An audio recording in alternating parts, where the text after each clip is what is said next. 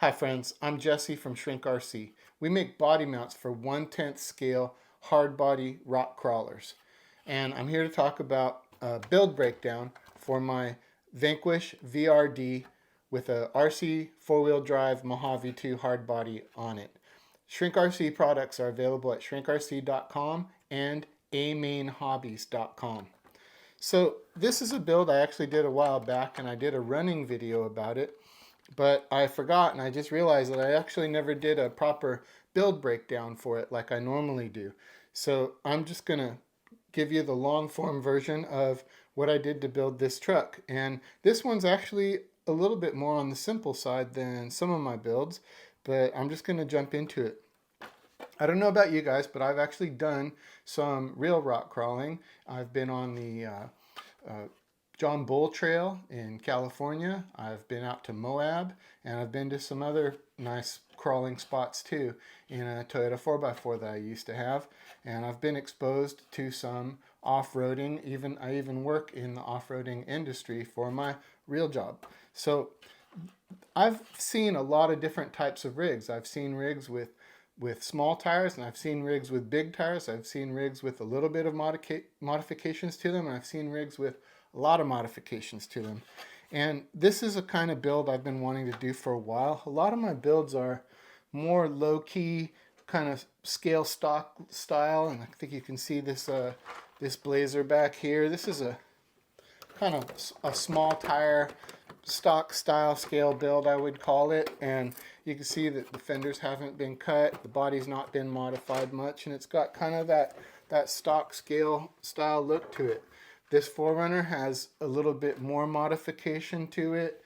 This Vanquish extra cab has even more modification to it with bigger tires and bigger cutouts. And well, I have a lot of trucks, and I've had a lot of trucks, so I wanted to do one that was kind of a more extreme style. And this is modeled after some real trucks that I've seen out on the trails, and also I've seen on other YouTube videos that I've watched. And so this style's not for everybody. A few months ago when I first started showing this, I actually got some of the meanest comments I've ever gotten about any of my builds on it, and that's okay. I don't show these builds for approval or for cheers. I show these builds because I want to show you what you can do if you want to get into this hobby, or if you want to get into this part of the hobby, which for me is hard body rock crawlers. I'm really big on hard bodies.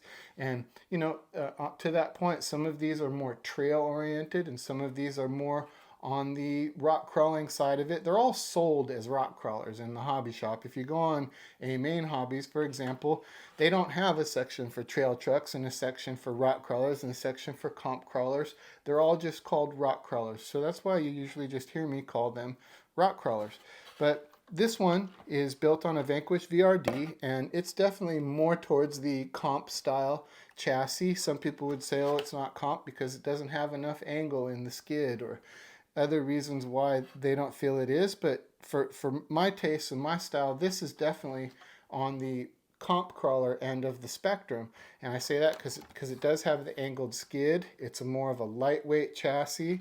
It's not the portal axle version. I just, portals aren't for me. If you like portals, enjoy them and have fun with them. I just, for some reason, when I have portal trucks, I don't go to them when I go crawling. I always go and grab the straight axle rigs. So it's true for this one too. I actually started this build a long time ago when the portal axle version of this kit came out, and I just never really got into it. And then when they came out with the straight axle version, I decided to move forward with it, and I'm actually really happy with this build. By the way, they recently came out with the mullet, and the mullet is a combination. It's got the straight axle in the front, it's got the portal axle in the rear. Our VRD mounts will work on the mullet, almost the same as all the other rigs. The only difference on the mullet is that they shortened the back of the frame back here, and that means that when you go to mount up the body mount on the back of the frame on the mullet, that body mount's going to sit forward a little bit like this, and so those holes aren't going to line up in the normal spot. So you'll want to drill a new set of holes a little bit forward to mount up with that new pushed forward mount position. Other than that, the cab mounts work just the same. One thing to point out while we're talking about that too is I had some people asking me questions about the angle of the skid on the VRD when you're using our mounts, and they don't change it. Here, I'm going to try to give you a close-up there, and you can see this is the angle of that skid is a stock, I think they're around 6-degree angle if I recall correctly. It's not a super steep angle, but it's on there, and our mounts work with that angle. They don't change it. This chassis is stock. I didn't do really any kind of special modifications to this chassis at all. It's a bone stock VRD chassis. It's the straight axle VRD kit, and the body on here. So this is the Mojave 2-door body, and you guys have probably seen the Mojave 2-door body is not really. I don't even know if they're selling it anymore. They've kind of transitioned that into the 1982 Toyota pickup, and it's the same as far as the body mounts, and our body mounts for the 82 pickup Mojave 2-door, exactly the same, no different. I think I only have them on the website showing, and on the big headline it says 82 pickup, but they are also for the Mojave 2-door. I didn't actually change them when the 82 came out. In other words, all I did was change the description, but they do work for both. The difference is, of course, between the 82 pickup and the Mojave 2-door is on the 82 pickup, the hood opens for one thing, and because the hood opens, you wind up with kind of a thin bits of plastic up in this area if you do these kind of modifications to it. So I actually purposely wanted to do this with a Mojave 2-door cab, and the bed is probably exactly the same bed on the 82 and the Mojave.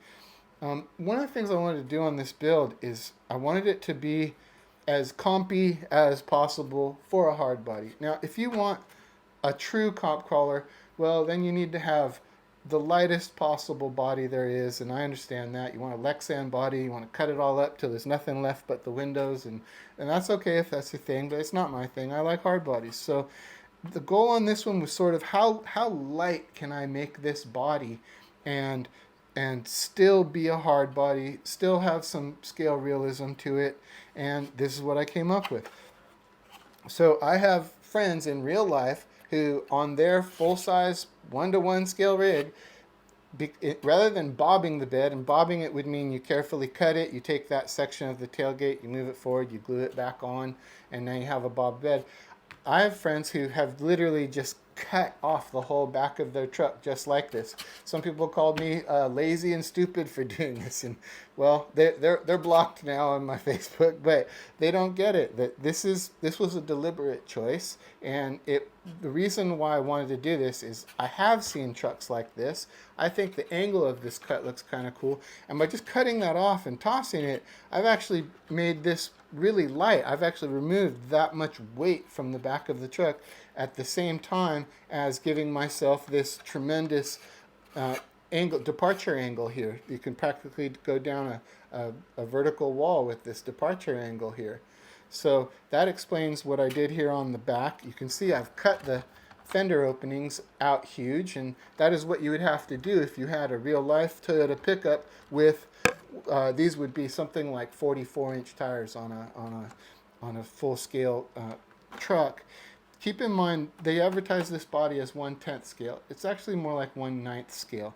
So when you put a 4.75 tire on here, I've done the math before and I've got it written down, but that winds up being something like a 44-inch tire, and that is something that people really do. But just like with a real truck, if you're going to do that, well, you've got to cut out a big section to do that. Likewise in the front, I've gone and hacked out this whole part of the body up here to make clearance for the tire so that it can clear through its whole range of motion and not snag on anything. Again, the benefit of that is that I've actually reduced a bunch of weight at the same time.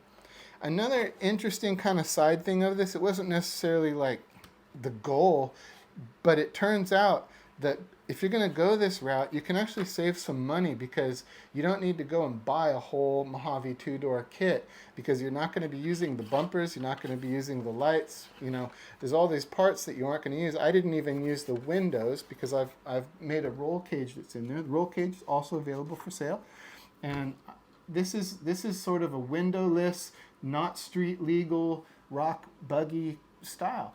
And by doing this, back to the cost of it, you could just buy a bed and buy a cab and buy an interior, and that would cost less money than it would actually cost to go and buy a full Mojave kit, which they don't come with an interior when you buy the full kit. So that's still, you know, an added cost. It's also added weight, but that's back to, I like that scale realism of that look of a full interior. I think it would look weird if this was all empty inside and no interior.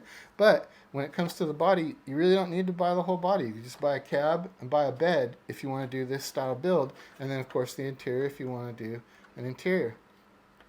For the shock towers back here, this is something I do on a lot of my builds. I just cut a hole in the bed and make room for the shock towers. Now, if you want to, you can go in and take something like one of these kind of ice chests. This was printed by somebody else, I don't know who, and a friend of mine gave me this, but it's not something I make or offer. But if you want to, you can take something like this, you cut out the bottom of it, and then you can glue it down on top of that shock tower and hide your shock tower, and you won't see the shock tower under there. And there's all sorts of accessories you could do that with, which, you know, different types of toolboxes and different types of ice chests. So you can hide those very easily if that's what you want to do. You also could cut those shock towers off. They're permanent on the Vanquishes. They're not like other chassis where they're removable. But you could cut those off, and then you could screw on a lower shock tower that, you know, kind of leans your shock forward so that you don't have to cut the bed at all. And I like to do it this way for a couple reasons. One, I want to show people just the easiest, cheapest way to do it and show you that, well, you don't have to buy the body and the chassis and buy some shock towers and buy special shocks and buy ice chests, or, you know, I want to just show you that if you want to just do a simple, inexpensive build, you can just go in and cut out this opening and do this.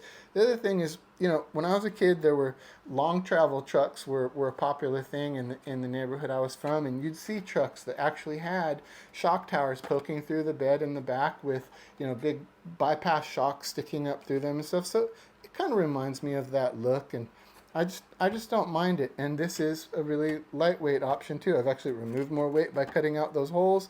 I haven't added any additional parts. So there's no headlights on here. This is a rock buggy, so I could add some lights in here, maybe down in here if I wanted to. I actually hate wiring and I hate messing with lights, so that's why most of my rigs, the lights aren't even hooked up, even if they were offered on them, because I don't trail at night. If you do, awesome, have fun. Get a light bar, put an LED light bar on there. You know, I think a light bar would actually look kind of good on this. But this is how I cut out all this section in here. Now this front bumper, that's from a Vanquish VS410, and I just kind of liked the way it lined up in the front and filled out that area. And I've got a great approach angle here. Look at that approach angle. It's again almost vertical in the front, and then of course I've got a great breakover angle on this one too, because it's got such big tires and it's got the short wheelbase. Going to the interior, I mentioned we've got these roll cages now, and I've got these roll cages. They come in pieces when you order them, and they come with screws, and you screw them together. There's kind of only one way they'll screw together. There's the 3 center pieces, you know, 3 longitudinal pieces here. Then there's a piece that goes here up over the dash, and then there's the back piece that goes back behind the seats, and it comes with the necessary screws that you need to screw it all together, and then you just glue that down to the floor of your interior. That's a Chachi that I've got in there. It's a Mego, M-E-G-O, and the Mego action figures, dolls, whatever you want to call them, they're available on eBay and Amazon is usually where I get them. Chachi's had his waist cut off from right about here down. He's totally cut off, and I did that because the Mojave 2 floor is set really, really high up inside there. It's not at a realistic spot. It's not down low under your butt where it really would be. They put the floor, they kind of fake it, and they move it up real high. And so if you look in there close, I don't know if you'll be able to tell, but he doesn't have any legs. He's like Lieutenant Dan, but he doesn't even have a stomach. He's totally cut off from the waist down. When you do that, when you cut their legs off and stuff, the arms and legs are all held together by like these rubber bands, and so when you cut off the legs, the rubber band breaks, the arms fall off. So you have to glue the arms back on, and I just kind of glued them in a spot to where they look like they're There's steering. I gave him a little bit of a goatee with a Sharpie so he didn't look quite so chachi. And that is all there is to this body and interior. I cut open the fender openings, cut the front. I spray painted this one with Tamiya paint, if I recall. Tamiya paint's a real forgiving paint. This little rust area, you know how I do that? That's a brown Sharpie. That's from actually trailing it, getting some scratches on it. In this case, it was rolling around on the ground. I was being silly with the throttle, and it was sliding around on the asphalt, and it really grinded up that area. And I thought, that's going to look like a nice little rusted chunk. And so I just use a brown Sharpie. Afterwards, go back and brown Sharpie on the spots that have scratches to give it sort of a rusted look to it. And it's just a real quick, easy thing to do without having to be an expert with an airbrush or anything like that. Let's take the body off and I'll show you what else I've got going on with this guy. I like to use a little 4-volt electric screwdriver. You guys see me talk about this in all my videos. This little 4-volt screwdriver is nice because it's not too powerful. It's not like using a full-on drill, you know. A drill for a truck like this is like using an impact wrench when you don't need it. And so this little 4-volt's not crazy powerful, but it's a little bit faster than doing it by hand. And the other nice thing about it is because it's so skinny, like a screwdriver, you can kind of feel the sensitivity in it of how much torque you're putting down. So when you tighten it and you feel it snug up against the body, it'll turn a little bit on you, and you can't really it keeps you from putting a ton of torque on it accidentally, because you can sort of feel how much it's torquing in your hand. Now I've got one more screw here.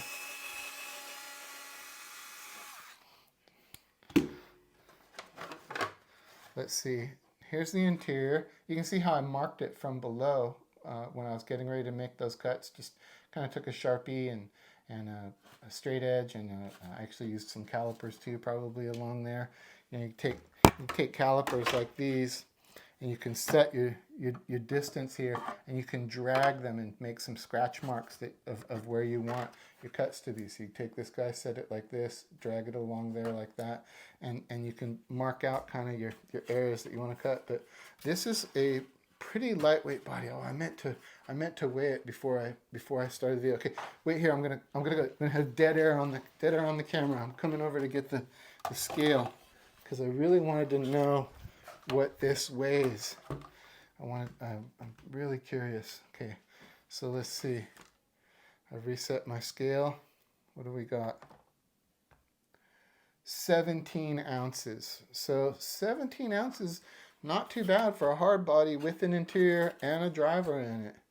And I'm going to compare that. I've got a Red Cat Lexan body over here. I meant to drag out. Look at this. Here's the Lexan. Now, boy, that feels really light. This is going to be less than half as much. Let's see. Oh man, 6.2 ounces. So I've added 10 ounces for the sake of having a hard body on there. But I don't know. You tell me which one of these looks better. To me, I'm not a Lexan guy. So this I have it, and I don't know. Maybe I'll do something with it someday, but probably not. So let's look at the inside here. Notice here you can see that skid angle that's maintained. No change there. The body mounts kind of sit level to the chassis instead of following that angle, because you don't want the body tilted up all weird. So that's why we have special mounts that are just for VRD, and they're different from mounts for anything else. Here's the bed mount on here. Bolted on across the back. You still leave that rear sort of bumper piece there in place. And I've got my Futaba receiver glued, double-sided tape down onto here. And then I actually run the battery here. Our mounts come with a little slot, so you can take the battery strap that comes with the kit, and you could run it through this slot on the mount here. I usually run a 2200 milliamp hour battery on there. I'd go with that size or even smaller. I know people who run 1300s, 1800, 1300. I do a 2200, and that's a 3S. And here we've got a Fusion SE. It's the Fusion SE 1800 kV motor in there.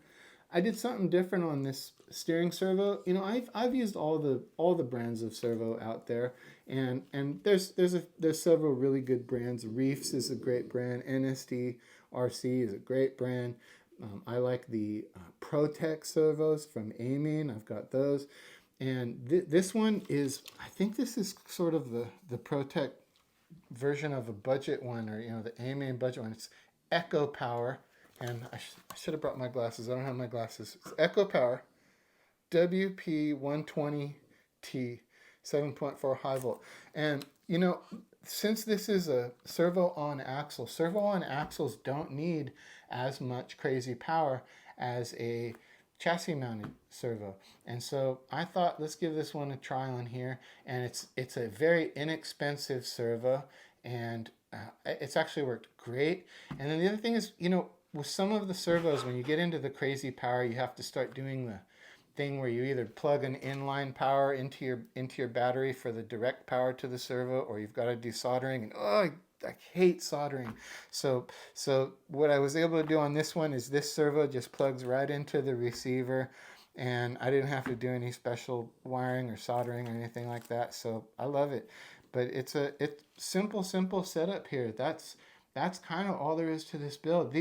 These wheels, they're the Vanquishes. I've got the brass rings in the fronts.